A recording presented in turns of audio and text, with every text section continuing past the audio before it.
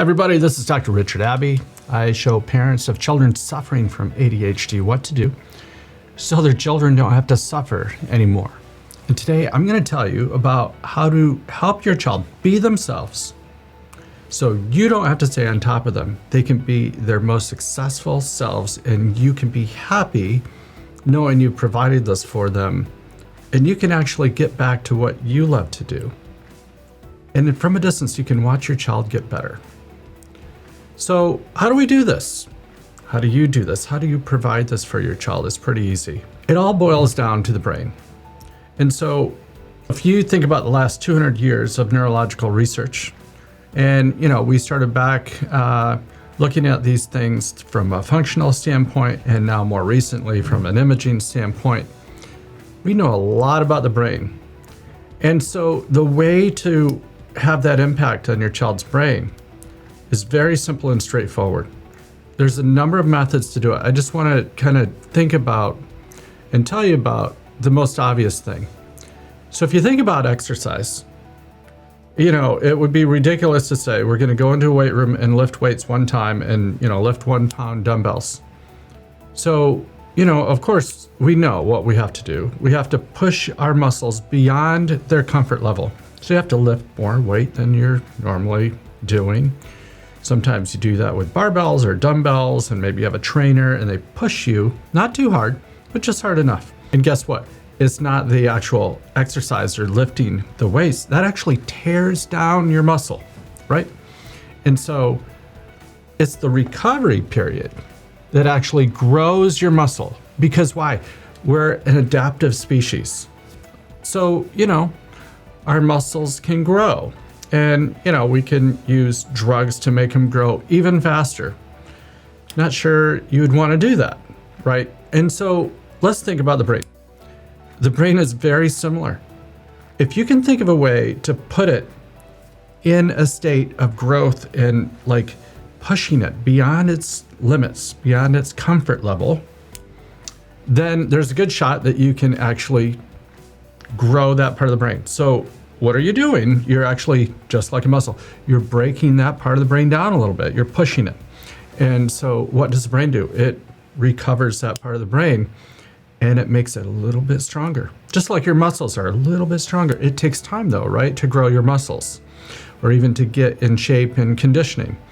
You know that you got to commit, you got to do it consistently over time, and without question, it's going to work. Unless there's something physiologically wrong with you, you're going to grow your muscles. And so people come to me all the time, they say, Dr. Abbey, can this work for me? Well, of course it can. Nothing is 100% guaranteed. When does it not work? It doesn't work when, people have a virus or people have some kind of thing going on in the brain, some kind of neurological disease. Is pretty rare, especially for children. So the majority of children that we see do not have a brain disease that would prevent them. Now, sometimes they do. PANDAS is an example, and that mimics things like ADHD. It's a terrible virus and a condition. And what you have to do then, could my brain get better even if you have PANDAS? Yeah, but first you got to fix the PANDAS. And that can take a lot of work medically or through different forms of alternative medicine, herbal therapies and things, but you can get the brain ready. So then what do? There's different levels. So, what are we doing in education? Think about what we're doing in education just for a minute, because it's not about learning the state capitals, and who cares if you don't live in the United States, right? So it's not about learning the presidents and all these things. It's about learning how to stretch your brain so you can use it in marvelous and various ways, right? That's what we're doing. Who remembers the formulas for complex calculus, and who's using that every day, in their engineering or in their job? Who's balancing chemical equations? Probably nobody. Well, maybe a few people are. But that wasn't the whole point of your education. The whole point of your education was to learn how to stretch your brain and to use it in amazing ways, so then you can have critical thinking skills and you can solve problems on your own. And so we've been doing this for many, many years, hundreds of years. modern technology comes around, and who's taking advantage of this modern technology? A very few percentage of the population. But what if you could actually take advantage of that and change not just your body, but your brain? Well, you can do that. So there's a couple ways that you can actually do this.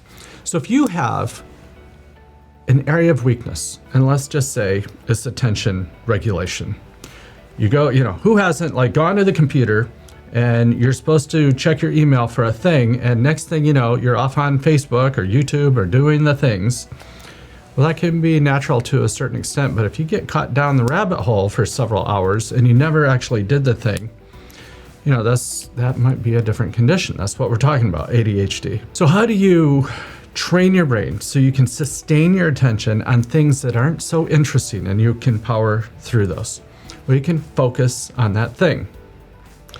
And what I mean by that thing is you can focus on the thing that's causing you problems, like attention regulation, sustained attention. You can do exercises to sustain your attention on things like numbers and letters and reversing the numbers and letters.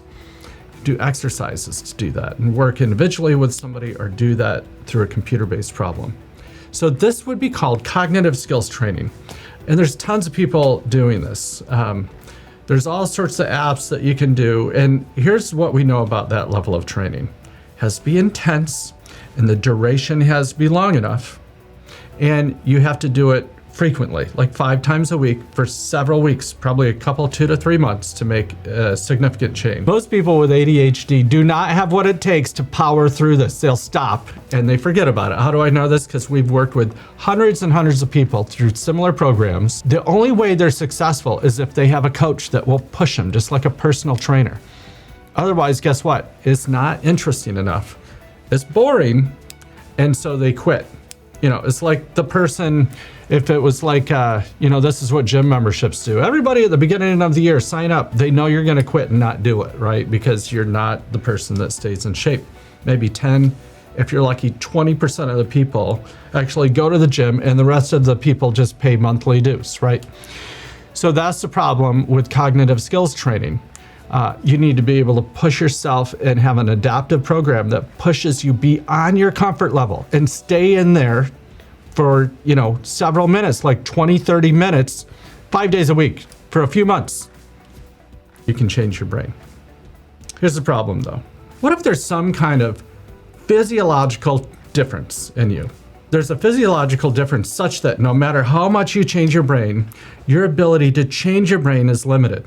Well, that's what we call ADHD. That's when a simple variance in level of ability to pay attention crosses the threshold into disorder. If you have a bona fide attention deficit hyperactivity disorder, you actually have that.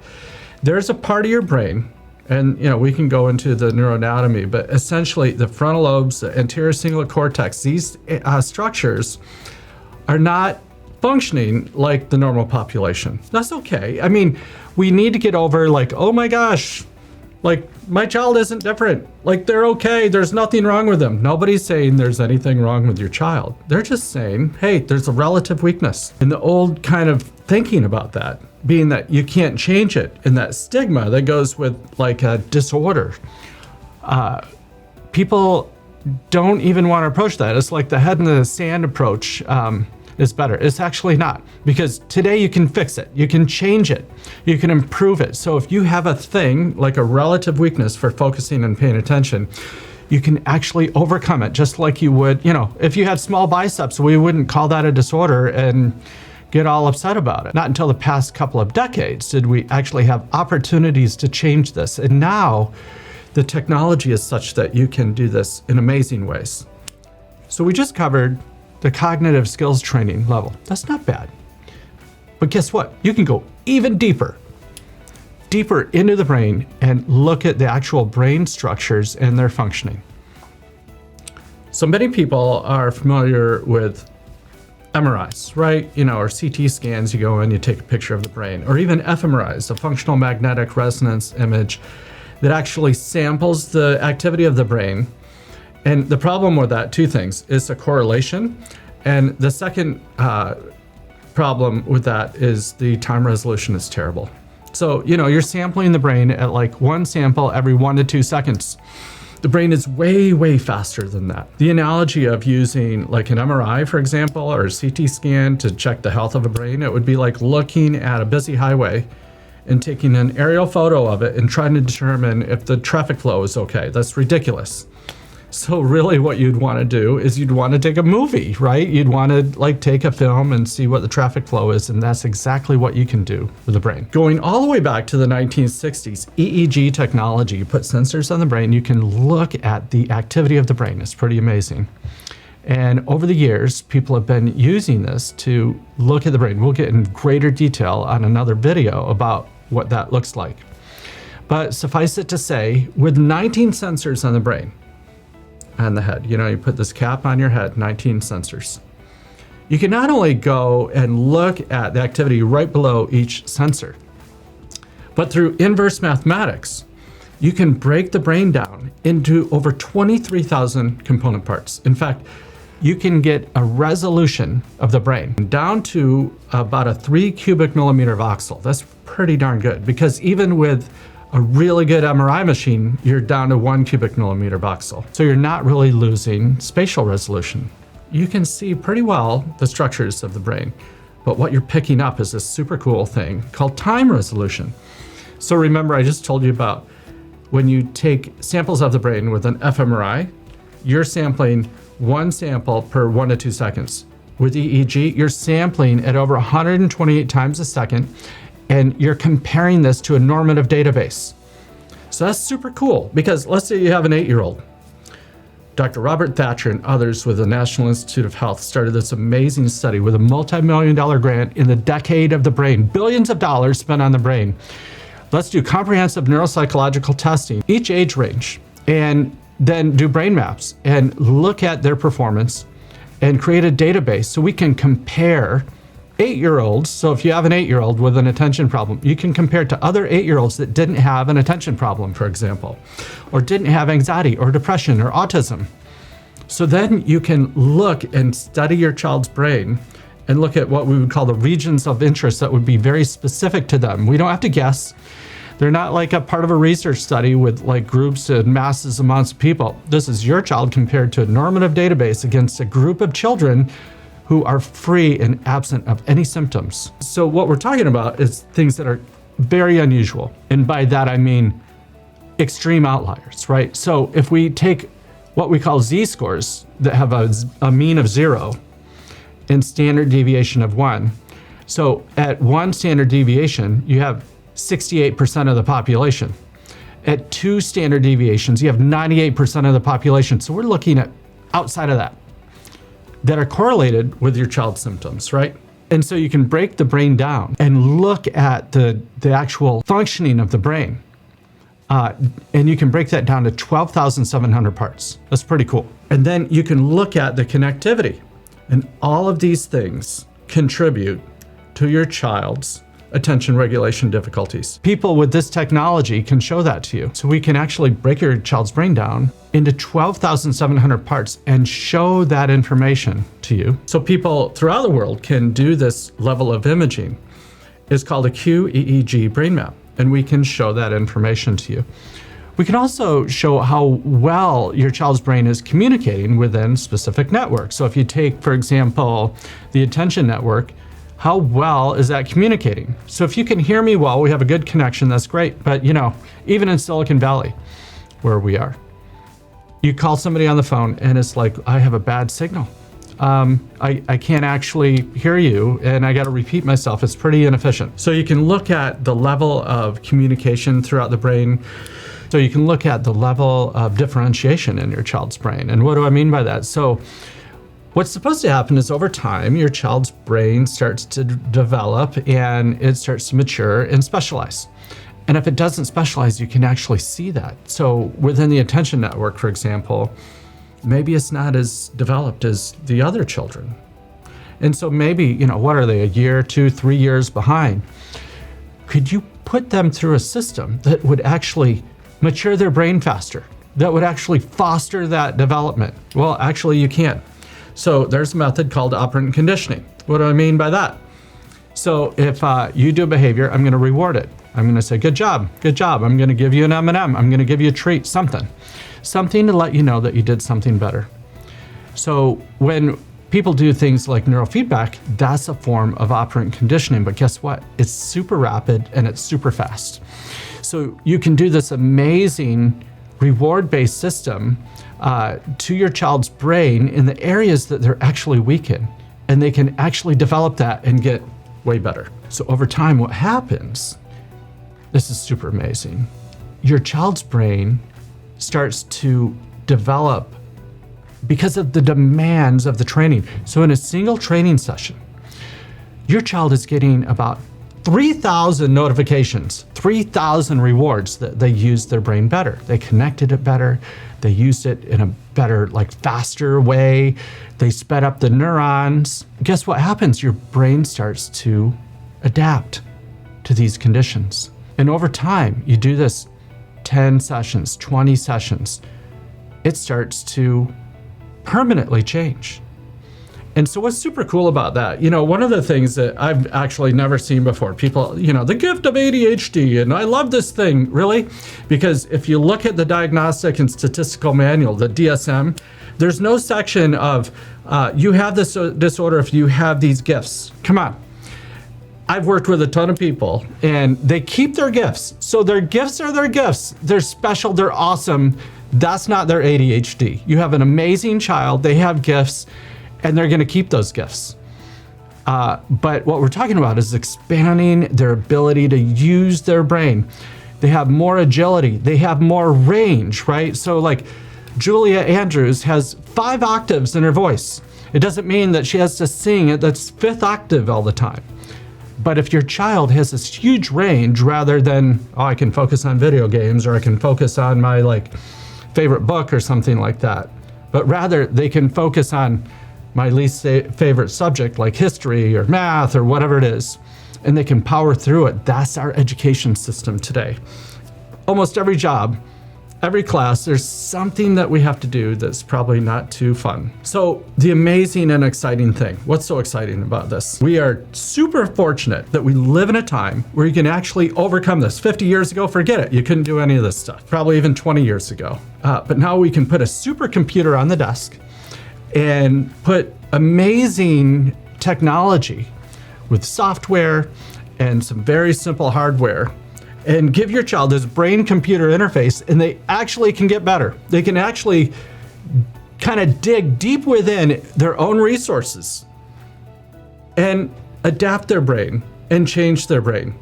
It's like for the first time, you give them this brain-computer interface, and now for the first time, they can see how to use their brain. They can get this reward system going, and over time, they adapt their brain. The changes are permanent. And now they have control over the brain rather than their brain hijacking them, and they're often doing the next shiny thing, which could be YouTube or email or, all the things that they're doing, TikTok, whatever it is they're doing. And, I've seen so many people during the pandemic, tons of them. I've had families like parents quit their job. Literally, they quit their job, or they're like, oh, no thanks, Google. I'm gonna wait on that promotion right now. Just set that aside because I have to help my child. This is, during remote learning, so many parents are having to stay on top of their children, and that should be telling us something. If you're putting in so much work and, and trying to keep your child focused, there's ways to actually help your child, because you can't go with them to college. I stand corrected, because one of my clients actually went to college with their child, but most people aren't going to do that. So you can provide this for your child and they can get better. And guess what? You get to see them become the, successful young person that you always knew they could be. But what's more important, you can stop worrying about them. You can start kind of focusing on what you love to do and maybe get promotions at work or whatever it is you love to do. And stop wasting your time.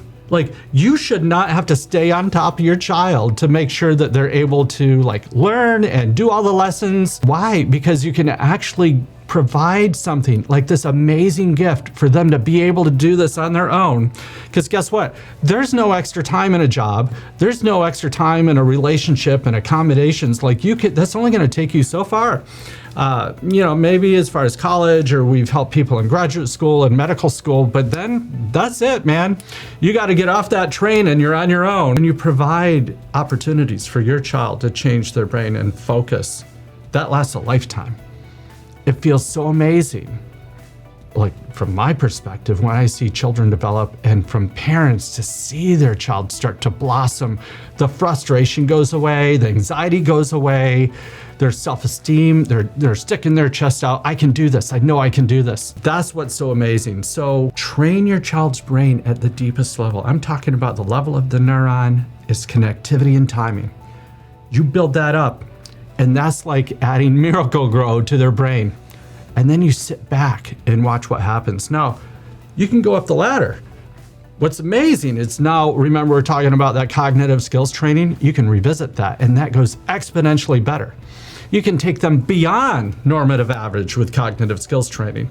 And I'll touch on that in a later video. But you gotta know this. Medication has its place. It's fairly immediate depending on what you take. And some people, it fits them better. Great. But there's no medication that helps with the executive functions. It doesn't work. The working memory, which by the way, is the biggest predictor of academic success. There's no working memory pill. There's no executive function pill, right? And even if you have anxiety and depression, what are you masking? Like that's a Band-Aid. Like you should, if you're a child, not be okay with your inability to focus and pay attention. It should drag you down. Because you can do better. If you have an intellect way up here and you can only focus down here, that doesn't feel good. That's motivation for change. And if we help people early enough, they don't get anxious and depressed. The later, the worse it is. I've seen people into their 20s and 30s. They end up, they get through the school and now they're becoming whatever it is, lawyer, doctor, they're in the tech industry and they're miserable because instead of choosing what they wanted to do, they had to make do with what they were able to do in the school that they were able to get into, and they're miserable. It didn't help. 30-year outcome studies for medication. The 30-year MTA study shows people end up in the same place if you take medication or not. So that's not a solution. The solution, if you're into it, is to train your child's brain at the deepest level. Do that, train the cognitive skills, bring them to their exponential potential, and then you just sit back and watch them blossom, and you get back to what you love to do. Now I want you to think about that for just a moment. Like, what would that be like? You might not even be able to imagine, but think about it just for a minute. What would that be like? All the frenzy of the remote learning with COVID-19 and everything, it's been so hard on so many people. What if you didn't have to keep on top of your child and they could do all the things on their own? What would you do with all your free time? And what would you think about your child just doing all these amazing things and coming home and telling you all about it? Just think about how amazing that would be, because we see it all the time. It's not impossible. It's something that actually can happen. It's a lot of hard work, but being able to change your brain and sitting back and watching your child just flourish and do so amazing, it's worth it. It's so worth it. So if you heard anything you like, subscribe, click the like button. I'm gonna have a whole series of videos on how you can help your child be their full potential, and also different ways that you can train their brain. There's tons of ways to do that.